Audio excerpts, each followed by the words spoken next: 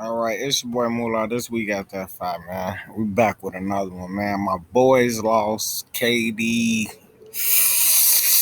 Ah, man, that was a stinker, man. And then lost my phone. I lost with y'all. We lost together, people. So what a weekend. What a weekend. Father's Day, Juneteenth, all that. Shout out to all that. But let's get back to business. Ah.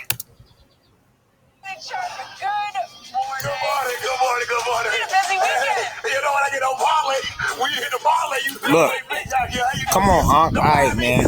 You got your eight. You got your eight. I can hold this thing for the bottom. Better be careful, you could get addicted to that stuff. This was the Hawks. Hawks and Bucks brought me this. How you doing, Skip? They didn't bring you anything, but I will give you this. The Bucks brought you 8 cases by 1 inch. 1 inch of toe was on the line for Kevin Durant, who hit one of the greatest clutch shots in the history of professional basketball. 1 inch. One They inch. would have lost all of the above. Hold on, 1 inch, and it's over. Skip, what about the 5 cases me and you had on the Philly, the Atlanta Hawks? I don't remember those. Yeah, I told you Hawks and Stafford. I don't think we bet on Oh, yeah, that. we bet on that. Oh, did we? Mind if I get one more swig? Yeah, you can have it. But, ladies and gentlemen, all that matters is that the Los Angeles Clippers are in the conference finals for the first time in their 51-year history, and the Los Angeles Lakers. Whatever happened to LeBron James? He's gone, James. And guess what? We ain't started our vacation yet because we knew y'all be. We'll give y'all another 8 days. Yeah, Y'all be joining Clippers got the Suns right. 8 where they days, want Unc. them. Okay, back. I have something to say about that. We have so much to get to today, so we will talk about that big toe. I promise you that later on. But how about this? Trey Young and the Hawks, they punched their ticket to the Eastern Conference Finals after Punch a that ticket, baby. 103-96 Game 7 win over Joel Embiid and the 76ers. Atlanta's point guard had a cold shooting night, but he finished with 21 points as he put the finishing touches on Philly.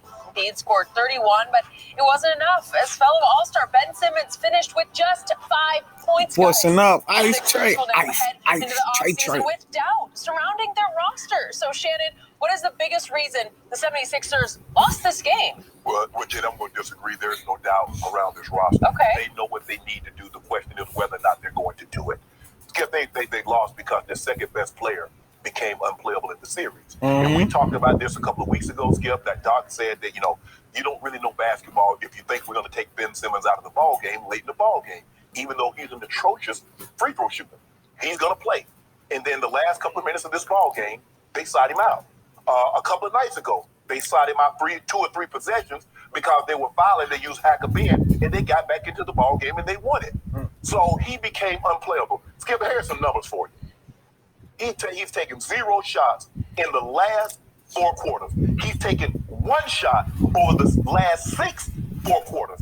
Skip, you can't, the guy that touches the ball the most, if he becomes unplayable, there is no value. He can't give you enough on the other end to add value. Because if you ever get behind, what a team's going to do? Instead of you taking a 3, they're going to foul him. Skip, Ben Simmons has not gotten any better since he arrived as a rookie. Now, you look at him and you look at Lonzo Ball. You can see the improvement Lonzo Ball has made every year in his shooting.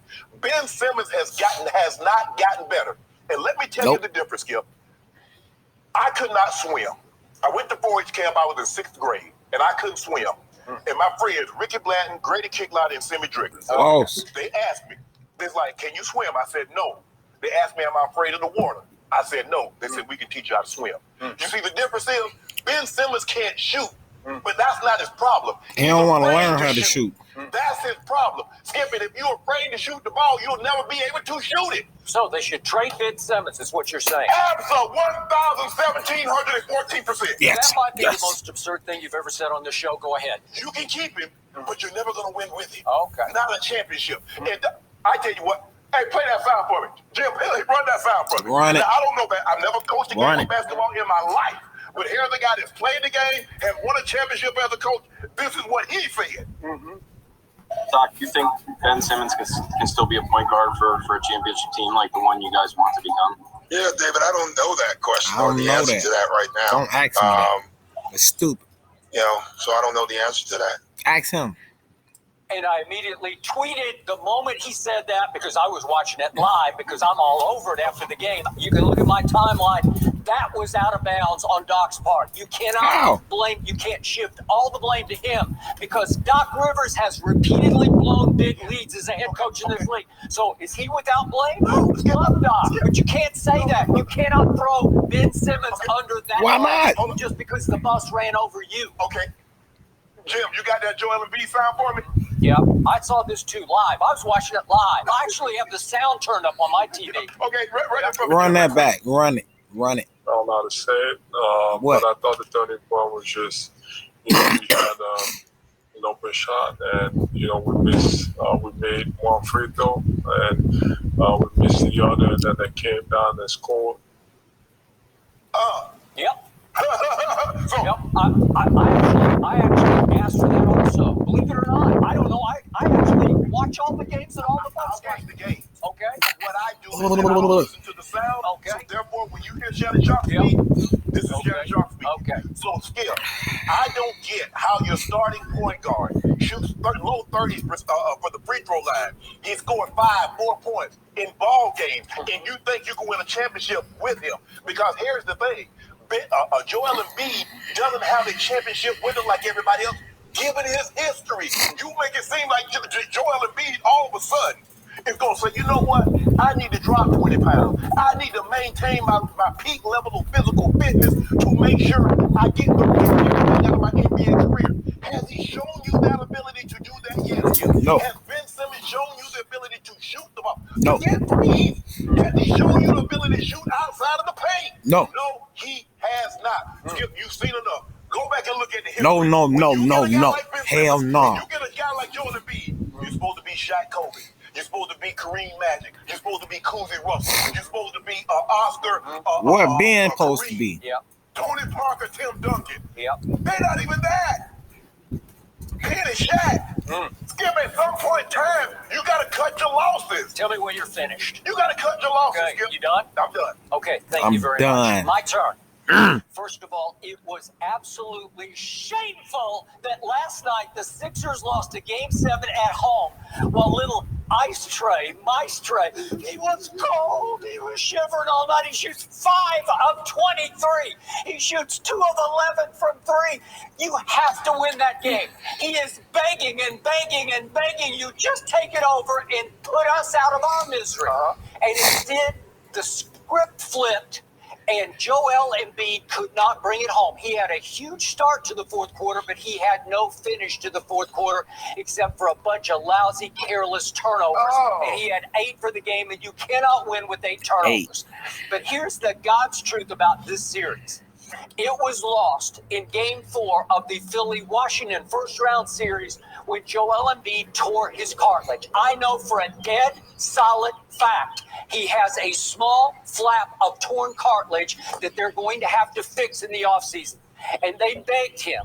They told him, they showed him the MRI, and they said, you can play through this because it's such a small flap that it probably won't bother you that much. It'll bite you occasionally. Where you can go get fixed now? To get worse.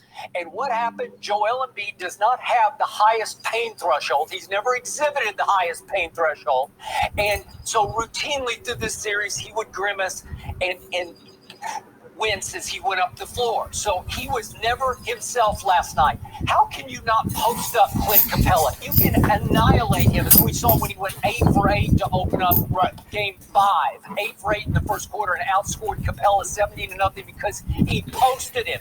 You have to go and set up and shield him off and get position and demand the basketball. Instead, now, I'm not sure about my knee, so I'm going to drift around the perimeter and shoot 3-point shots. That's been the criticism of Joel Embiid. He I doesn't got post it. enough. I got it, but he could have. But he never trusted his knee in this series, and it changed everything. Because even last night, He thought he was Kevin Durant. He thought he could take the ball out at the top of the circle and do all this and do all this and dribble it. And the plays of the game came when, if we could see this, they still had them. And could we see Thibault? Listen, Philly plays so dumb. The Sixers just play dumb basketball. And they dumb had them. Basketball. And you could see what Herter did to Thibault. This is an all-defensive player. This is when you've cut it to one. And he just dives and slaps him across the hand. You can't do that. You're going to lose at home if you do that. Slaps him across the hand, knocks Herter down, and he obviously has a hot hand, so he goes to the free throw line and makes all three. And then here we come up to the other end, and Joel says, "I'm Kevin Durant. Watch what I can do." And let's watch him drive to the right. And let's watch Danilo KD. Hit him with the sauce. Nope. And it's a breakaway, and that's the ball game right there. Good night, Sixers. And maybe they put them out of their misery because they're a troubled basketball team. And I don't know why Doc couldn't fix them, but Doc wasn't able to fix the Clippers the way Ty Lue fixed them right before your very eyes. And somehow he lost a game. What game were they up?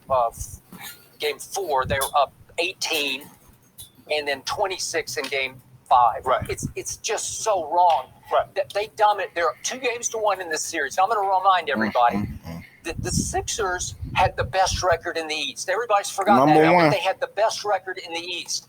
The Sixers at home over the last 2 regular seasons are 61-9 with Embiid and Simmons. 61-9 at home. Is that good? That's great. That's the best 2-year record at home in pro basketball.